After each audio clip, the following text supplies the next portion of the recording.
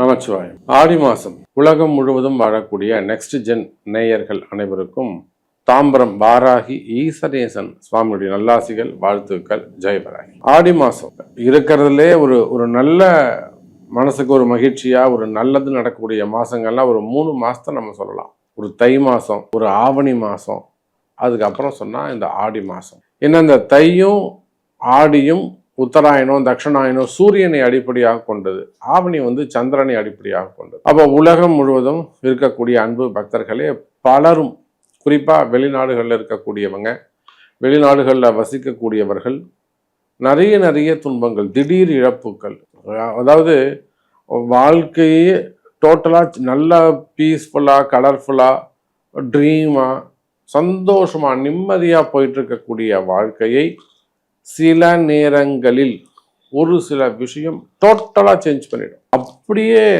தடம் மாற்றி விட்டுடும். இந்த ட்ராக்ல போயிட்டு இருந்தவங்கள சம்மந்தமே இல்லாமல் காட்டுக்குள்ளே போகிற மாதிரி ஒரு செஞ்சு விட்டுடும், வழி தெரியாமல் இருக்கும். அப்போ அந்த மாதிரி எல்லாம் வெளிநாடுகளாகட்டும் உள்நாடுகளாகட்டும், குறிப்பாக பெண்கள் பலதரப்பட்ட கஷ்டங்களை அனுபவித்து வருகிறார்கள். ஸோ அந்த மாதிரியான கஷ்டங்களுக்கெல்லாம் விடிவு காலம் பிறக்க போது ஒரு நல்ல செய்தி இருக்கிறது.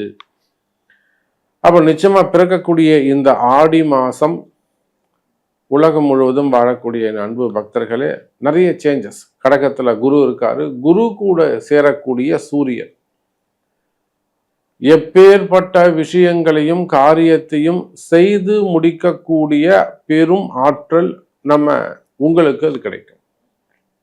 ஒரு ராசியில குருவும் சூரியனும் இணைந்திருந்தால் அதை விட மிகப்பெரிய ஒரு ராஜ யோகம் எதுவுமே கிடையாது. அப்போ இந்த ஆடி மாதம் அந்த குருவும் சூரியனும் இணைகின்ற காரணத்தினால் குறிப்பா அரசு அதிகாரிகள், அரசியல் தலைவர்கள், சினிமா துறையை சார்ந்தவர்கள், மீடியா துறையில் ஒர்க் பண்ணக்கூடியவங்க, ஆன்மீக துறையில் ஒர்க் பண்ணக்கூடியவங்க, குறிப்பா அரசியல் நண்பர்கள், அதே போல கவர்மெண்ட் ஆபீசர்ஸ், அதாவது அரசாங்க உத்தியோகம் செய்யக்கூடியவர்கள், அரசு அதிகாரிகள், அது எந்த துறையாக வேண்டுமானாலும் இருக்கலாம். அரசு அதிகாரிகள் இப்ப அரசாங்கம் சார்ந்த டிபெண்டடா ஒரு டெண்டர் பிசினஸா இருக்கலாம், ஒரு டைரக்டாவோ இன்டைரக்டாவோ கவர்மெண்ட்டுக்கு நீங்க ஒரு ஜாப் பண்ணி கொடுக்கலாம், புரியுதுங்களா? ஒரு பேக்கப் ஆஃபீஸா இருக்கலாம் நீங்க. ஸோ ஐடி செக்டராக இருக்கலாம்.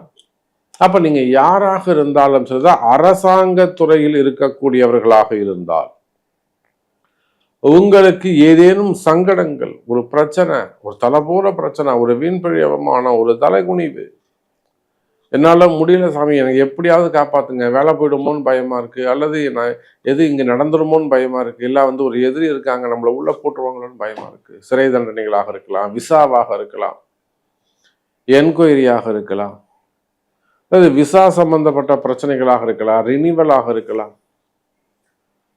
மெயினா செய்யாத குற்றங்களுக்கான தண்டனைகளாக இருக்கலாம். அப்ப இதெல்லாம் இருக்குமே. ஆனால் இந்த மாசம் அந்த குரு சூரியன் தொடர்பு ஏற்படுகின்ற காரணத்தினால் நீங்க ஜெயிக்கிறதுக்கான வழி உண்டு.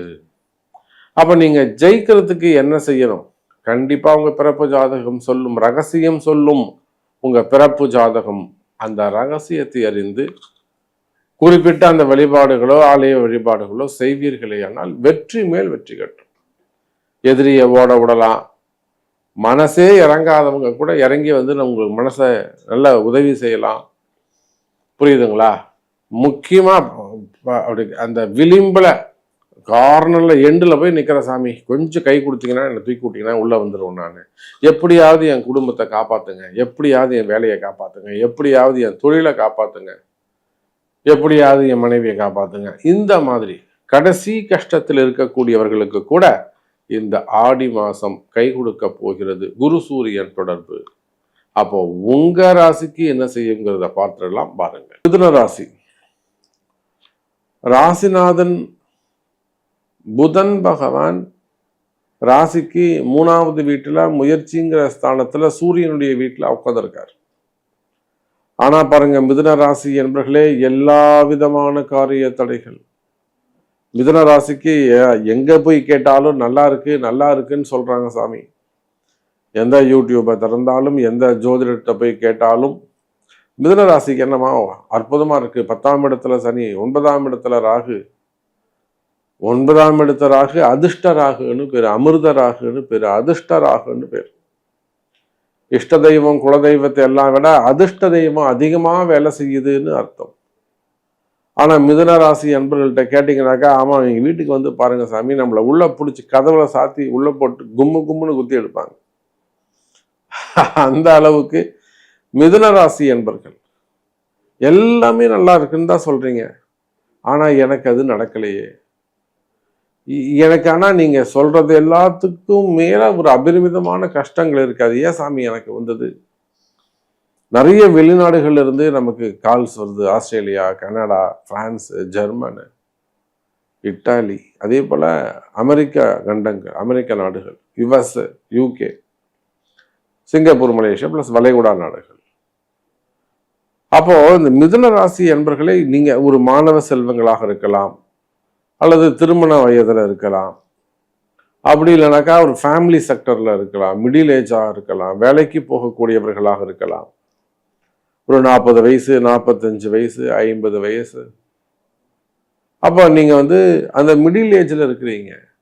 இப்போ ஃபேமிலி சர்க்கிளாவோ இல்லை ஃபேமிலி ரிலேட்டடா, ரிலேஷன்ஷிப் ரிலேட்டடா ஒரு ப்ராப்ளம் கிரியேட் ஆகுது. அப்படி இல்லைன்னா வேலை செய்யற இடத்துல வரக்கூடிய பிரச்சனைகள் வேலையே பிரச்சனையா இருப்பது.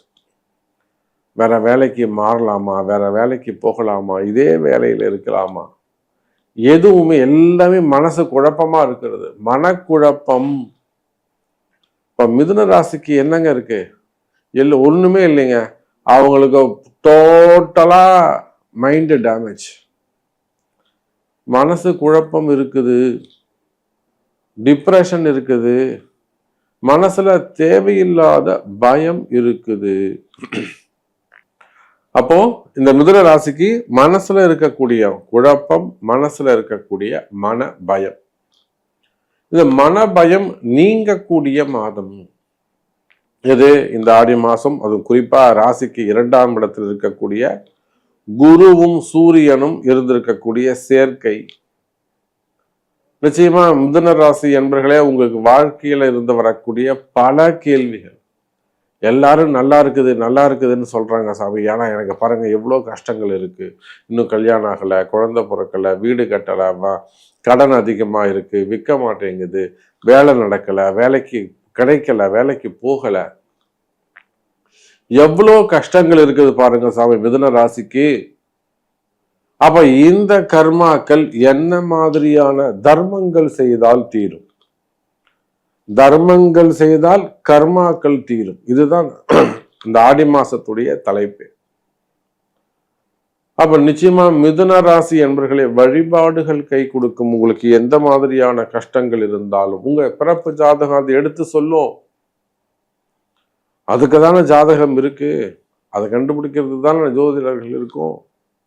அப்போ மிதுன ராசி என்பர்களே, நீங்க வேர்ல்டு வைடு எங்க இருந்தாலும் சரிதான், உங்களுடைய பிரச்சனை தீரணும், உங்க கஷ்டம் தீரணும்னு நீங்க நினைச்சா நிச்சயமா உங்க பிறப்பு ஜாதகத்தை கொண்டு, சாமி இது பாருங்க, இதுதான் என்னுடைய ப்ராப்ளம், இதுதான் எனக்கு பிரச்சனை, நீங்க சொன்னதை கேட்டேன், பட் எனக்கு நீங்க சொன்ன மாதிரி எனக்கு இந்த ப்ராப்ளம் இருக்கு, இதை சரி பண்றதுக்கு எனக்கு ஒரு பரிகாரம் சொல்லுங்க, அது என்ன மாதிரியான தர்ம காரியங்களா இருந்தாலும் நான் செய்யறேன் அப்படிங்கிறத அறிந்து இந்த ஆடி மாசத்தில் அதை செய்வீர்களேயானால் கவலை வேண்டாம். மிதுன ராசி அன்பர்களே, நினைச்ச காரியம் கைகூடும், நினைச்ச காரியம் அதிர்ஷ்டத்தை கொடுக்கும், வளர்ச்சியை கொடுக்கும். மிதுன ராசி அன்பர்களே.